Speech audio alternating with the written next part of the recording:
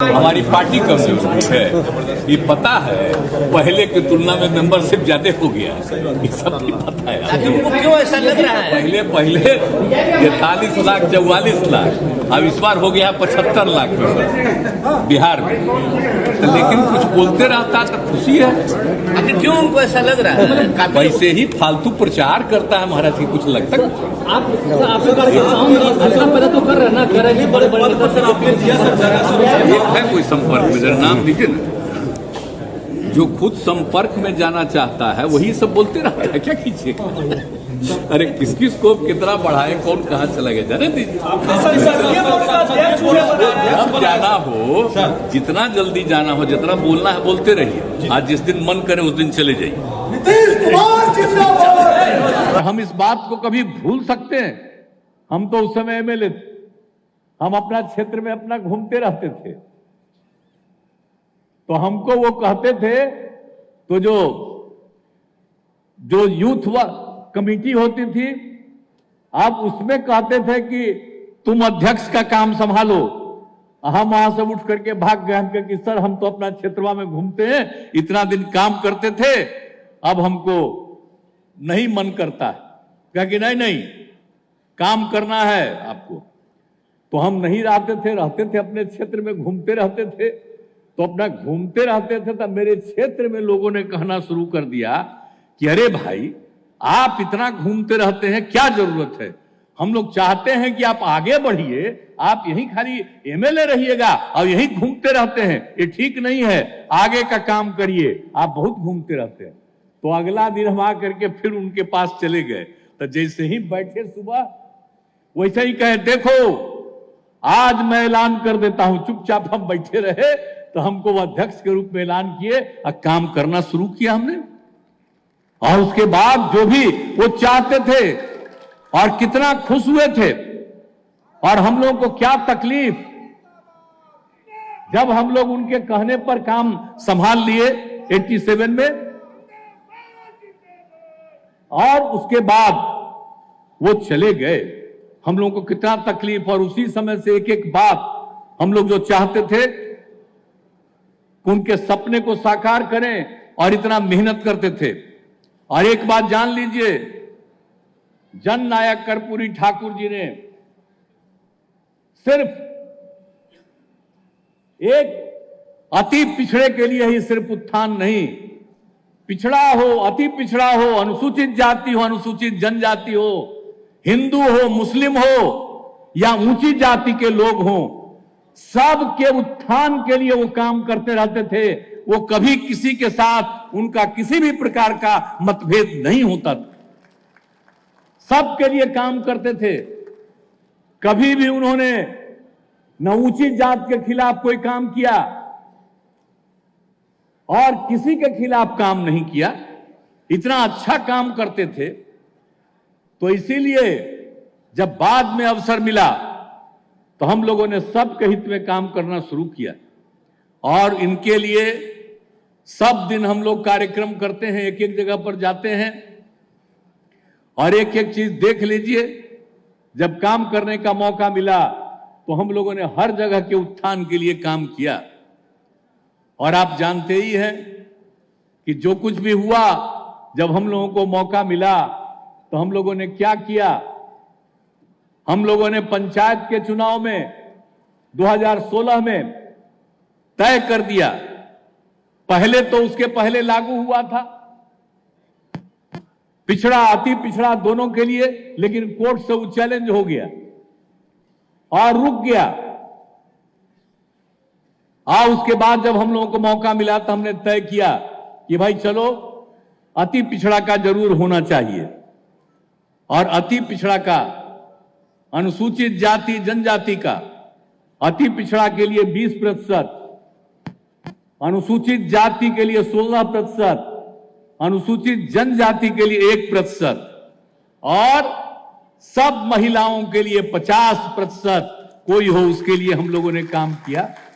और सोचिए पहला बार कितनी बड़ी संख्या में, पहले पंचायत के चुनाव में कोई आ पाते थे, एससी एसटी या अति पिछड़े के लोग आ पाते थे, महिलाएं आ पाती थी, लेकिन जब हुआ तो कितनी बड़ी संख्या में सब आने लगे और हम लोगों ने सबके लिए काम किया। और उसके बाद अगली बार जब 17 में नगर निकायों का चुनाव था, उसमें भी हम लोगों ने यह आरक्षण कर दिया। अब आप जानते ही हैं कि 4 बार पंचायत का चुनाव हो गया और अब तो 4 बार नगर निकाय का भी चुनाव हुआ। 3 के बाद चौथा के बारे में लोग चर्चा कर रहे थे। वोटिंग हो गया और कुछ लोग चैलेंज कर दिया इधर उधर। हमने कहा ये सब कुछ नहीं होगा। हम लोग कोर्ट में भी गए और हमने कहा कि ठीक है, एक बार फिर हम आकलन कर लेते हैं। अब पूरा आकलन करवाया और वही करके और रख दिया कि हां यहां पर है अति पिछड़ों का और 20% का आरक्षण है। और जितने लोगों ने पहले नॉमिनेशन किया था उसी को फिर से उनको चुनाव लड़ने का मौका मिल गया। तो एक एक तरह का काम तो हम लोग करते रहे। और उसके अलावा क्या हुआ, पढ़ाई लिखाई में कितनी कमी थी, आबादी कितनी बढ़ रही थी, तो हम लोगों ने एक एक काम करना शुरू किया। गरीब तबके के लोगों के बच्चे बच्चियों को पढ़ाना, लड़कियां कम पढ़ती थी, लड़कियों को आगे बढ़ाना, पोशाक योजना, साइकिल योजना सब शुरू करा करके कितनी लड़कियां पढ़ने लगी। और जब लड़कियों के लिए हमने 9वीं क्लास से साइकिल योजना की शुरुआत की तो ये इस देश में कहीं नहीं था। और आप सब लोगों को मालूम है ना कि विदेश से लोग आकर के देखने आए और कितनी पब्लिसिटी। अरे भाई अब हम लोग जो काम करते थे उसको कभी याद रहने दिया जाएगा? उस सबको तो खत्म कर दिया जाएगा कि कभी ये किया गया था। वो तो एक दूसरी चीज है, लेकिन सोच लीजिए किस तरह से हुआ। उसका लड़कों ने भी डिमांड किया तो हमने 11 से उनके लिए भी कर दिया। लेकिन जब इतनी पढ़ाई, अब लड़कियां कितनी हुई। और हम तो सब दिन कहते हैं एक तो ये प्रजनन दर कमना चाहिए। जब हम लोगों ने काम संभाला तो देखा कि भाई आबादी बढ़ रही है। अब प्रजनन दर बिहार में 4.3 है। और उसके बाद एक दुनिया भर का, मैं क्षमा कीजिए, देश भर का यह अध्ययन हुआ कि अगर पति पत्नी में पत्नी मैट्रिक पास है तो उन परिवारों का प्रजनन दर 2। और बिहार में भी हम लोगों ने कराया तो बिहार में भी लगा कि पति पत्नी में अगर पत्नी मैट्रिक पास है तो उसका भी प्रजनन दर 2 के करीब। और उसके अलावे अगर पति पत्नी में पत्नी इंटर पास है या आगे पास है तो उसका प्रजनन दर देश के विभिन्न हिस्सों में था 1.7। और बिहार का अध्ययन कराया तो पति पत्नी में अगर पत्नी इंटर पास थी तब प्रजनन दर 1.6। कितनी खुशी हुई हमको। और लगा कि अगर यही करेंगे, लड़कियां अगर पढ़ेगी तभी जाकर के होगा। और आप जानते हैं हम लोग जो काम कर रहे हैं, अब आप अच्छी तरह जान लीजिए, हम लोग तो हर चीज जो करना चाह रहे थे जननायक कर्पूरी ठाकुर अपने समय में, और उसी तरह से हम लोगों ने यहां अपना काम करना शुरू किया। अब आज उसका परिणाम क्या हो रहा है, इसी चीज को आप लोगों को बता रहे हैं। अब जरा जान लीजिए, अब प्रजनन दर घट करके अब बिहार में पहुंच गया है 2.9 पर। और अगर इसी तरह से पढ़ाई और बढ़ती चली जाएगी तो एक समय आ जाएगा 2 पर आएगा। और आप समझ लीजिए 2040 के बाद आबादी जो इतनी बढ़ रही है उसी समय से स्थिर होना शुरू होगा और कोई चिंता की बात नहीं होगी। तो बिहार की तो चिंता है, बिहार तो एकदम एक पिछड़ा राज्य है। और हम लोग क्या मांग कर रहे थे, विशेष राज्य का दर्जा मिले, कोई नहीं मानते हैं। अगर विशेष राज्य का दर्जा मिलता तो बिहार कितना आगे बढ़ता।